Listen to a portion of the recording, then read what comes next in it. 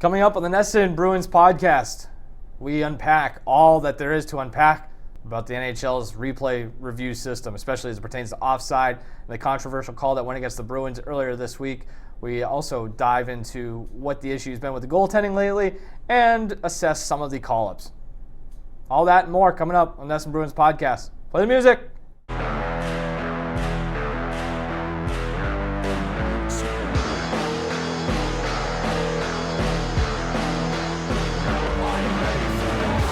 Hey everybody, welcome into the NESN Bruins Podcast. I'm NESN.com's Mike Cole, joined by my fellow NESN employee, Logan Mullen. A little shot across the bow at Dakota Randall. Yeah, maybe, I don't know. What's up, Logan? Not much, how about you?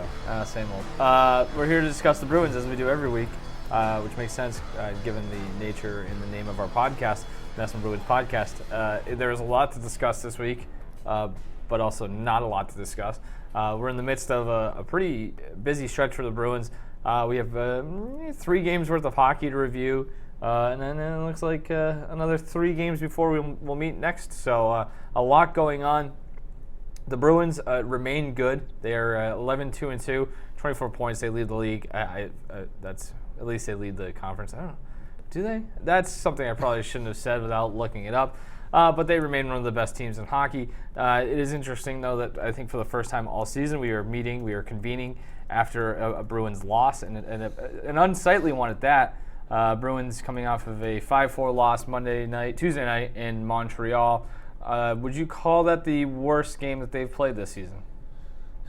No, probably not. I thought they looked like trash against Pittsburgh. They did. They beat the Penguins on Monday, but I thought in terms of unsightly performances, Monday against Pittsburgh, that second period they played where they gave up, squandered a 3-goal lead and allowed a goal to a guy coming out of the penalty box with like 5 seconds left in the period.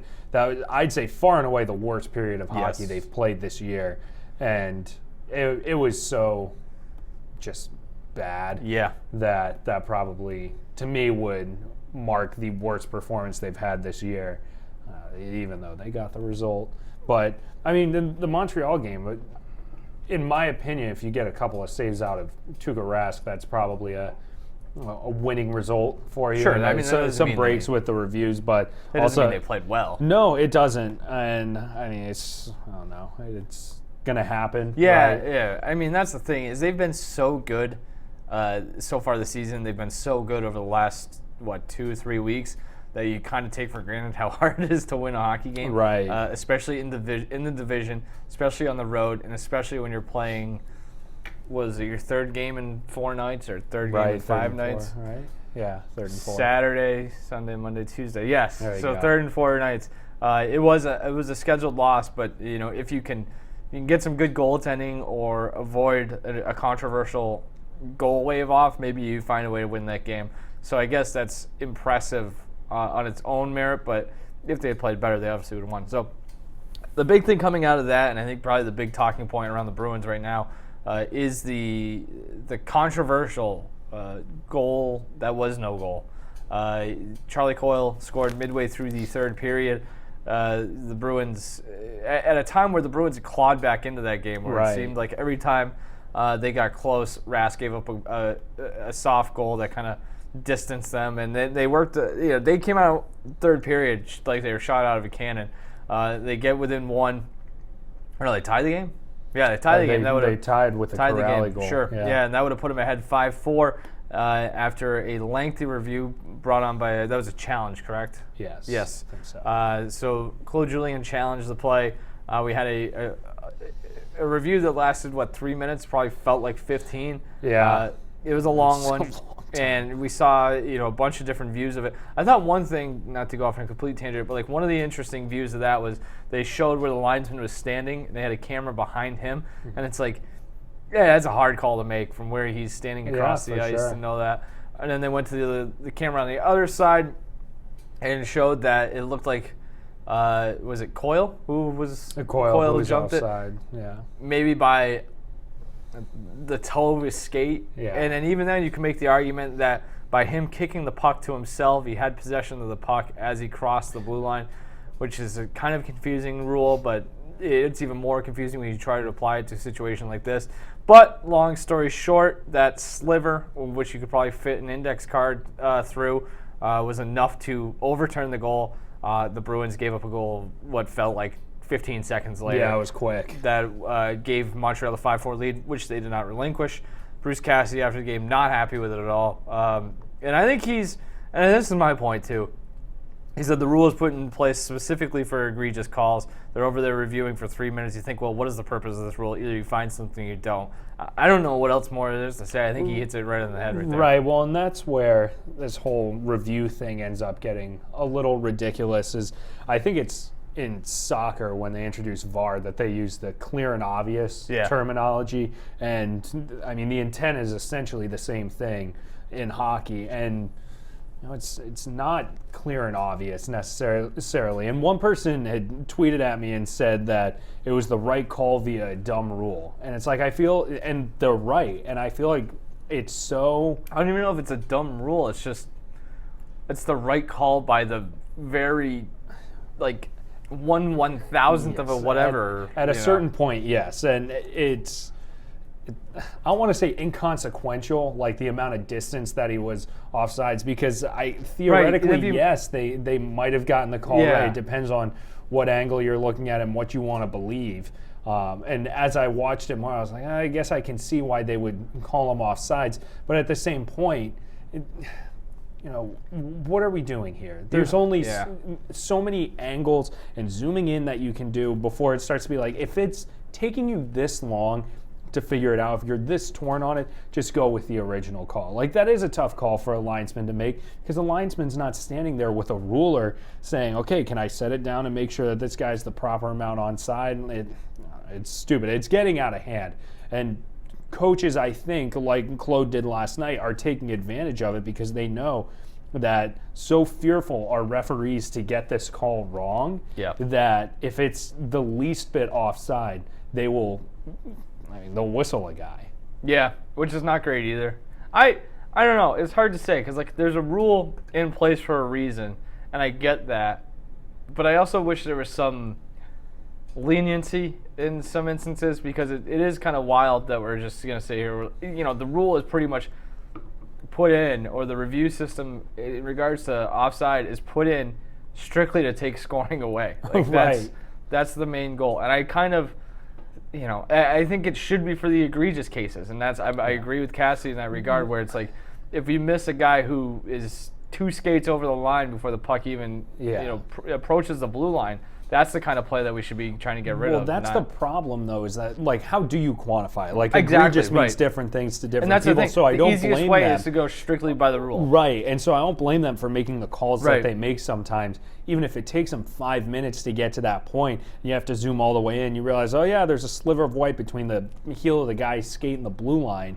But, yeah, it's the clear and obvious or egregious or whatever. It means different things to different people, and so reviews are going to ridiculous lengths now, but theoretically, with the way that the rules are constructed right now, they're doing what's correct. Yeah, that's true.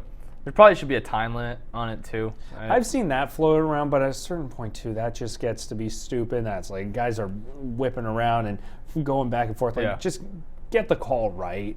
I do find it is, from just a common sense perspective, it is kind of weird, though, that we sit there and we're watching the game on TV, and they're theoretically or supposedly looking at the same things we are.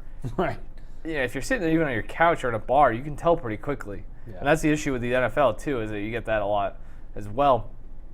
It's I think this shouldn't take that long. Do you need to have the confirmation from all 3, angles clear and obvious, or are you looking over? It's just I'm not sure where they stand with it all, and I think that's probably partially the league's fault in terms of not properly communicating these sorts of things either. There's some work to be done. And there are some flaws in the way baseball does it, but I feel like baseball, they err on the side of we're sticking with the original call unless it's abundantly clear that we got it wrong. And I feel the NFL is doing that with the pass interference one as well. Right, and I feel like hockey's not quite on board with that yet, where it's whatever the original call was kind of goes out the window. And fair or unfair, that probably means, again, different things to different people. But, I mean, credit to him, I guess, for always taking a fresh perspective to it, even if it's a guy entering the zone, 90 seconds earlier. But I hate that too. I mean, it doesn't happen as often, but like you get that one where the guy was offside, like 2 shifts 45 before, seconds of zone time, right? And it's like, well, this is ridiculous. So that's something that rubs me the wrong way. But it's kind of the same thing where it's like, well, if we don't have a better, solution, or you can't start bending the rules to, to appease people who want to complain about everything like me. So. Yeah, and I don't have a specific example for this, so I'm just kind of going off the top of my head. But I can't think of any reviewed offsides that they've called where the linesman got it so egregiously wrong in the first place. Yeah. Like, there have been a couple where you look at it and say, okay, they definitely needed the review and they ended up getting the right call. And you can understand why a linesman got it wrong in real time.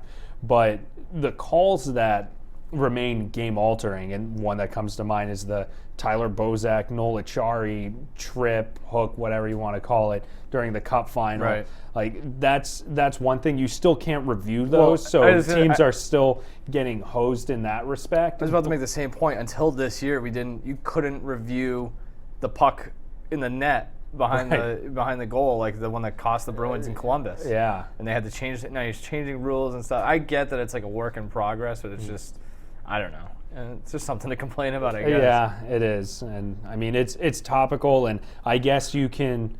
I could be.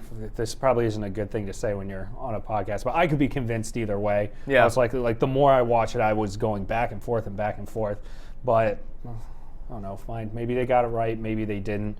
The lengths at which they're going to reviews now, though, is ridiculous. But I don't blame any coach for utilizing it. I don't either. It's especially telling in a sport like hockey, where it's supposed to be so fast, and we're sitting here going frame by frame to see if the puck moving on the ice was over the wrong. Yeah, it's just, it kind of takes away from speed, which is one of the main elements of hockey. But yeah, the guys have seemed a little more cautious to enter their zone now too, which it's on. And also, I had this thought last night. It's kind of stupid how they have something like hybrid icing, which I'm a big fan of hybrid icing, where it's like there are some close ones and they typically just call icing no matter what, and then they're really going to stop and go frame by frame on offsides. Yeah, it's like it's two guys going full speed and a linesman or a referee saying, okay, this looks like it, this person got here first, and then they're getting down to the centimeter with offsides, and then with hybrid icing, it's just it looked close enough.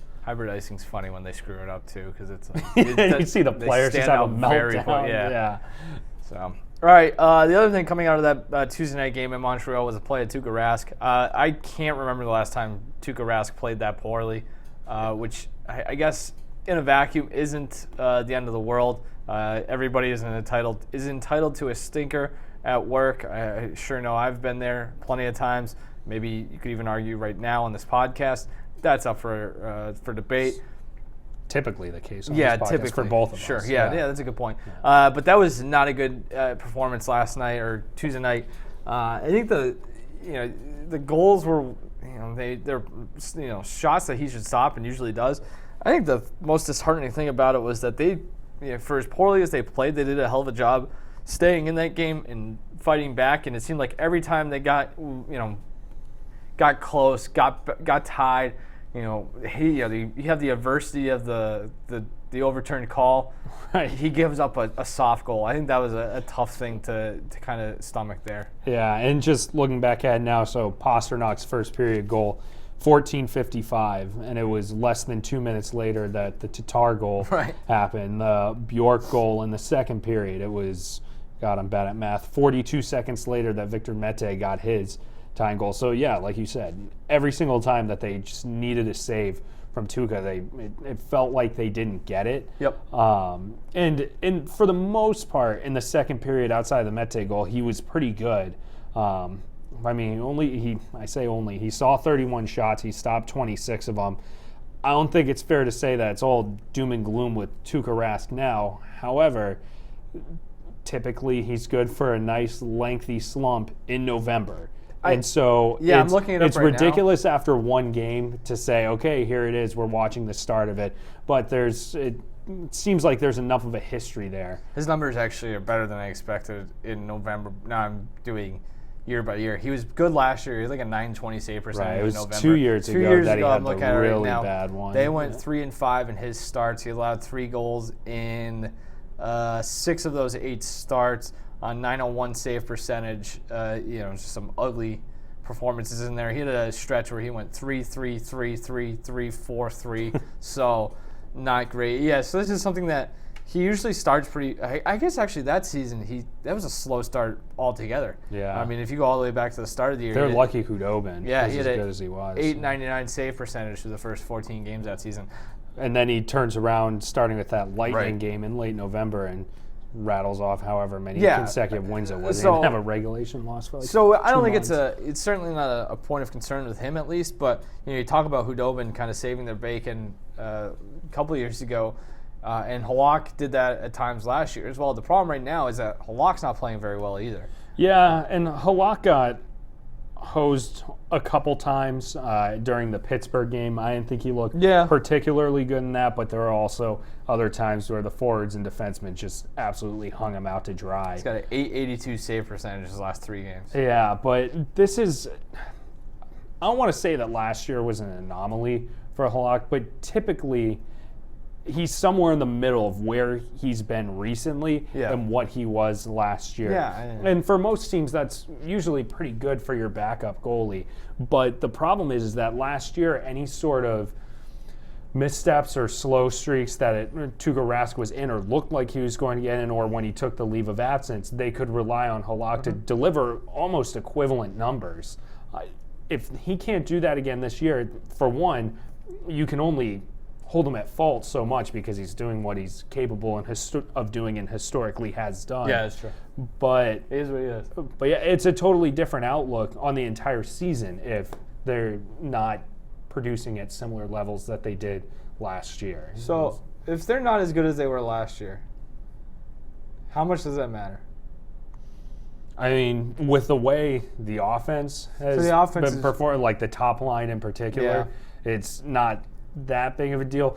I think where it becomes a bit more noticeable is when you can't lean on Halak as much as you did last year. Right. And I don't think it's going to get to the point where they have Tuukka Rask playing like 60 games. Well, and that was going to be my point, is that if I'm them, even if I'm even somewhat concerned about it, I'm not changing anything. Let's continue to do roughly, what are they, 9-6, so that's, what is that? So every time we try and do math. What is that split? So Tuukka's playing 9 out of 15, so that's 60%. Yeah, right? never So there good we at go. fractions. Jeez, that was close. I even think if you get 55-45, I think that's even better, because I think this team has proved through the first month and a half, whatever it's been, is that they're good. They're going to contend. I think they're, as long as everybody stays healthy, they're a legitimate Stanley Cup contender. So obviously you would like to have that 1 seed going into the playoffs, but I don't think that's the most important thing. Yeah. I think keeping Rask fresh, we saw what happens when he gets into the playoffs and is fresh. So I wouldn't let a couple bad starts here and there kind of sway anything in terms of how they're using their goalies. Yeah. Even if Halak is a borderline liability, I'd still probably try to run it would him out have there. to get really bad for that. And even if Halak, this is very far-fetched, but I'm pretty sure Lagasse has been really good in Providence this year. So, if things went way south for Halak, you at least, that's why they invested in a veteran goalie to be their third guy. But I think somebody had tweeted, I forget who, but that the Bruins pretty much could go 500 the rest of the way and still finish with like 90 points. That's pretty. They're That's probably insane. they're probably going to do better than that. I would expect better than 500 hockey the rest of the way. So yeah, basically I would agree with you that there's no need to kind of, even if they do come back down to earth in a big way, to mix up what they've been doing before and all of a sudden start riding Tuukka way too much, because I mean, shoot, you really don't need that much at this point to get yourself into the postseason. And just preserving Tuukka, as we learned last year, is one of the reasons they went so far, was because he was as fresh as ever. I mean, he was ready. He readily admitted that many times. We got to say, by the way, .930 save percentage, 2.15 goals against in 8 games with Providence.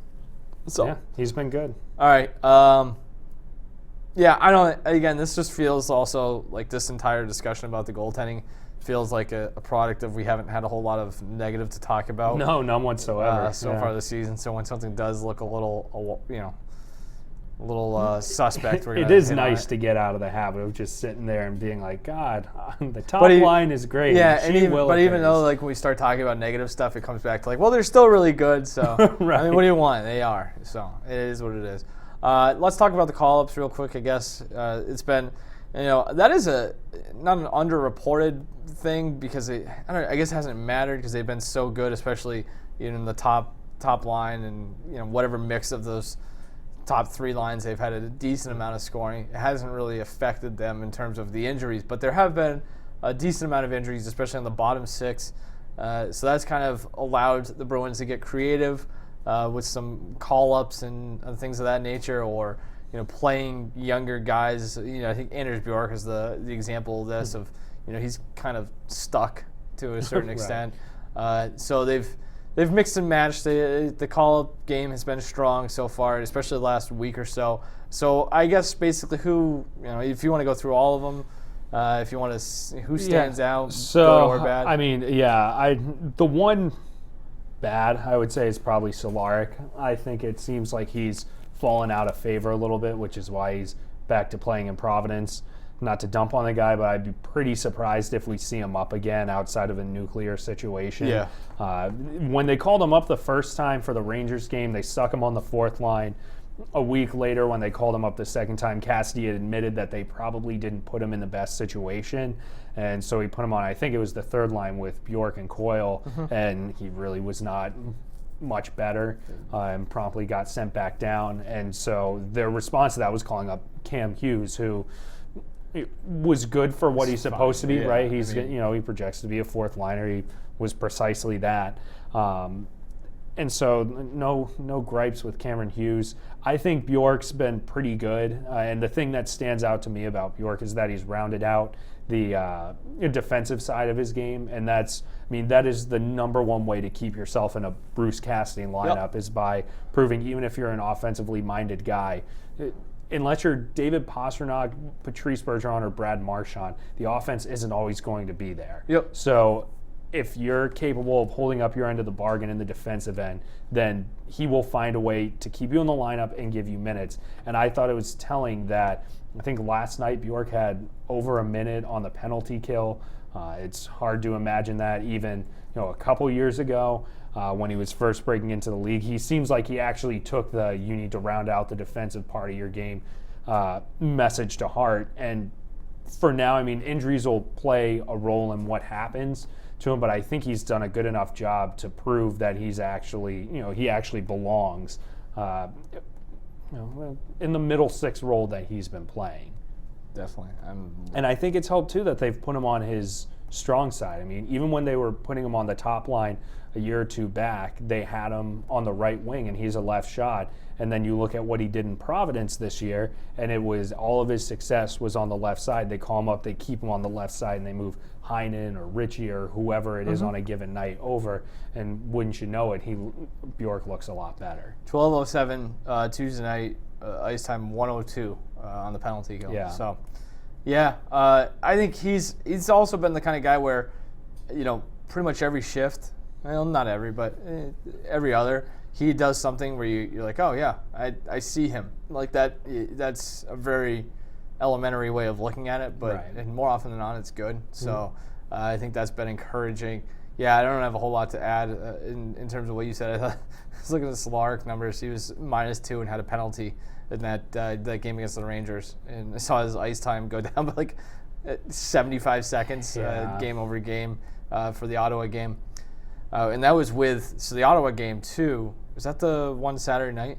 Yes. So that's without David Backes playing. That's right. Yeah, most of that game. Right. So there was to get him. Yeah, there's a crunch there. So, yeah, that's. I don't have a whole lot It's easy to add forget there. how much NHL experience he has too. Like he was up for a while last year. Solark? Yeah, he had 20 games last year. He's got 39 NHL games to his name, but just hasn't quite figured it out. On Bjork too, I was just actually looking at 6 shots on goal. Yeah. Tuesday night, pretty impressive. That line seemed to work. I don't know if you want to. Yeah, well, I wrote about it that real quick. today for NESN.com. I mean, a one-game sample size, using that to form any sort of opinions, really, really stupid. However, early returns it looked pretty good, and that's what they called Zach Senyshyn up, and they rolled with a Bjork Coyle Senyshyn line. I liked it purely because they went all in on the offense. Like Coyle and Bjork have proven that they're responsible enough defensively to where you're not totally just saying best of luck to your goalie once you have that line out there. But Senyshyn, I think, can be a useful defensive player because he skates so well and he's so fast. And I'm trying to find the numbers that I pulled up. I mean, they absolutely dominant. So they had a 10-3 advantage in shot attempts. They had 2 goals. One was Bjork's, obviously, and then the other was they were on the ice for Clifton's goal. They had 2 high danger scoring chances, didn't give up any, and they took, I thought this was fascinating too, they took 9 draws, 3 in the offensive zone, 3 in the neutral zone, 3 in the defensive zone. It's not like Cassidy felt like he had to stack them all in one end or the other. And so when he's able to do that, I feel like he's quick to shorten his bench and change his line, sometimes to a fault. In my opinion, he does it too quickly. But the fact that even in a game like that, he was willing to use them pretty much evenly in all 3 zones says to me that, okay, he trusts them enough, at least defensively, to where he wouldn't be quick to just break that lineup right away. There are some that he'll toy around with and you'll look at before a game and be like, he's going to, if anything goes even the slightest bit south, he's going to break this group up. I don't really get that impression with this line, but problem is Senyshyn, for now, right? Yeah. So, because Bjork has a demonstrated history of going quiet for a long period of time, and Senyshyn's still a relative unknown in the NHL. Sure, he was a first-round pick and by all accounts has first-round talent, but what's part of his problem, Ben, even in the minors, is going away and just being a ghost for a while. Well, not only that, like guys are getting healthy, so right. The lineup's going to change sooner than later. I don't know how often. I feel like you kind of owe it to the success of that line to see it through for at least one more game, but it's going to change at some point. And I feel like the health thing could be maybe overstated a little bit. Like the only guy to me that I think has getting 4th liners back. Yeah, the only guy to me that seems like he's guaranteed to have a roster spot when he comes back is Nordstrom. Yeah. And he'll bump Richie or Backus or whoever that guy is, whoever's playing in that role. But like, I guess Kuhlman, he'd probably try and find time for, but I don't think he's going to go out of his way to get Par Lindholmen or, I mean, even Anton Bleed when he comes back in 2 months. I mean, they'll just send him down.